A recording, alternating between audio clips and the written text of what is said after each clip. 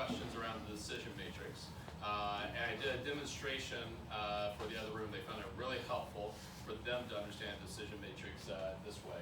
Actually, if you turn that back on, I'm actually going to use this. And so we're actually going to videotape this because this is not in the presentation. We think all teachers across Louisiana may need this, so we're actually going to put this out. We don't want you to skip the decision matrix because it's too hard. So I'm going to show you a simple example of how to use the decision matrix where we provided examples this year.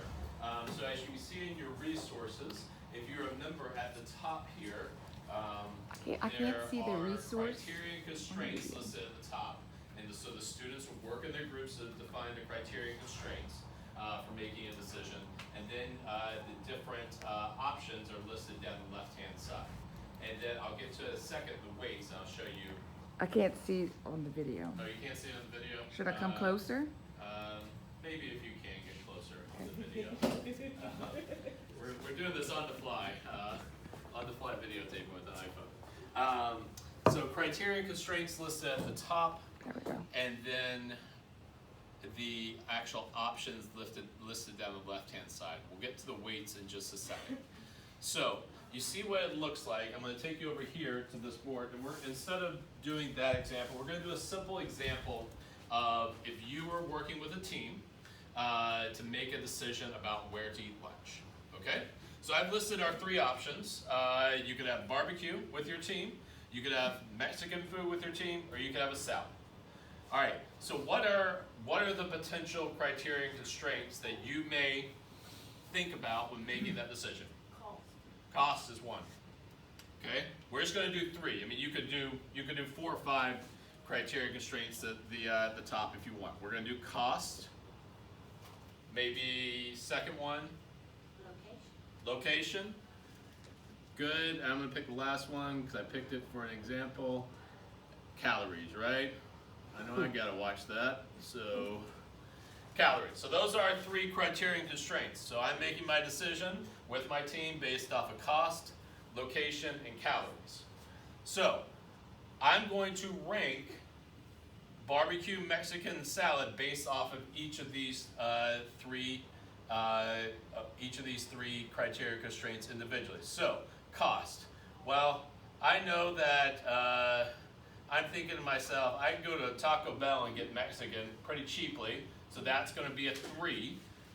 So that's going to be 3, meaning that's the best score you can get here because it gives you the most amount of points. So I can go to Taco Bell pretty cheaply and get Mexican. Before you go any further, why 3? Because you're choosing 3 out of what? 3 out of 3. So if I had 4 right. if I had 4 options here, 4. I would do 4. Okay. Right.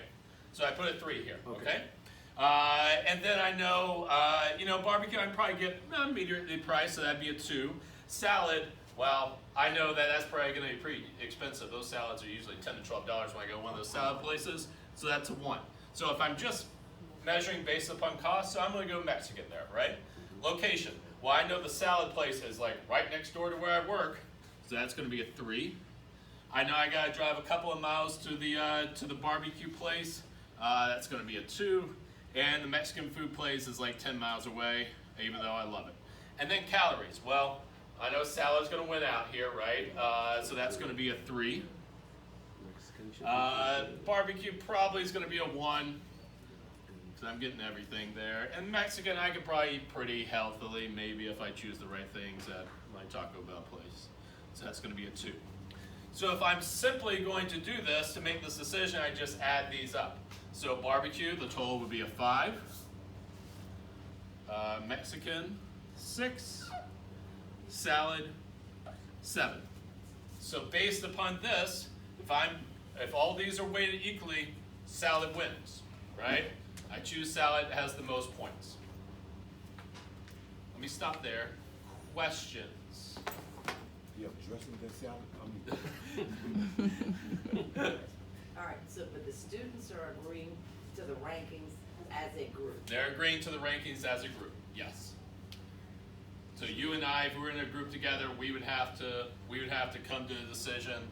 And so that's why it's good to have cost, location, calories. I mean, those are pretty clear-cut criteria there that aren't about what do I like the most, right? So that's the reason. Other questions before I get to what this example shows in terms of weighting? Does that help? Give me a thumbs up if that helps. I got some thumbs, okay? All right, so weighting. Now, if I'm teaching this to 8th grade, I'm probably not going to do a weighting. We provide a weighting example because some of you will be teaching this to 10th, 11th, 12th graders, which is more complex math involved here, more complex thinking. If you got 8th graders, you do it, push it. I would love it. Obviously, challenge your students, right? So, weight. So I know that cost, location, and calories are not all equally weighted in my mind, right? I'm trying to lose weight. So, calories is going to be my highest weight. And so I put a 3 up here.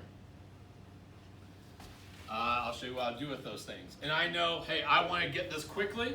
So location is going to be a 2, and cost is the least important to me right now. Okay? So I know I want to eat healthily. I want to do it quick. So location is important. So what I do with these weights is I multiply. So let's start with my most important thing to me.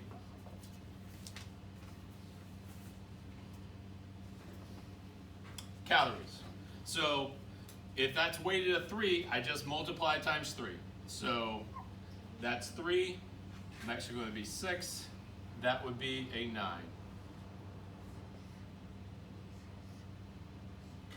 My second most important thing is location.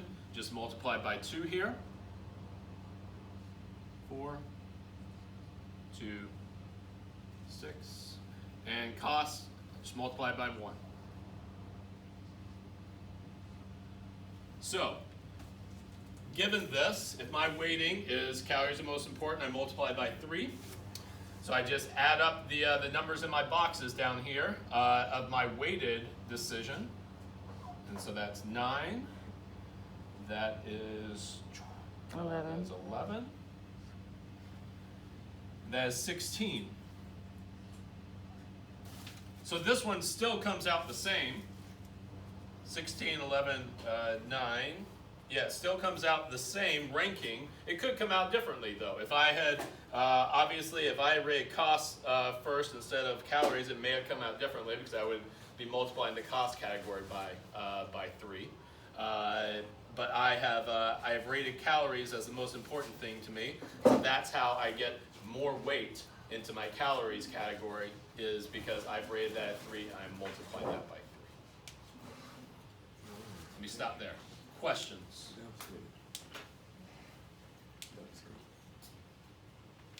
Yep. Okay, you weighted them 3, 2, 1, I'm assuming because with 3. The example we have on the board though Yep. is not weighted like that. Yeah, so they've weighted that one differently. They've weighted that one more complex. So you can see the example on the board, they've rated 5, 2, 4, 4. So that's a very complex weighting that the students chose, and they said, okay, it looks like diversity of the company is really important to them, so they're going to multiply that one by 5. Difficulty is a 4, and then public perception and interest were both 2s, and so they multiplied those, you can see, each by 2. So you can do more complex weighting. I wanted to keep it really simple here and do a really simple weighting of this, and so I just did 3, 2, 1. But whatever your weighting is what you would multiply it by the top. So you could have, I mean, you could say, if you wanted, you know, I don't think this is going to change our ranking, but cost is a 2. I weighted it the same as location, but calories is still most important to me. I still care about my cost about the same as my location, so I do a 4, and then 6, 2, and so that adds, is that right? Is that 11? And then I forgot what my number is for, I just can't add them up. So there's 11 still. This is, I'm gonna fall over my video. 14 and 17. So it didn't change this example, but it changed my final rating, is I weighted it differently. So when do you decide to do a weighted? I think I mean, it really is on you as a teacher. I think in the example, I'd have to go back and check as we provide the suggestion of doing the weighting for students, because we know that when we're making decisions on a simple place to eat, we know that, hey, all three things are not weighed equally. Maybe they are, but I'm really on a diet, so calories matter the most to me, right? Instead of location and cost, and so that's real life.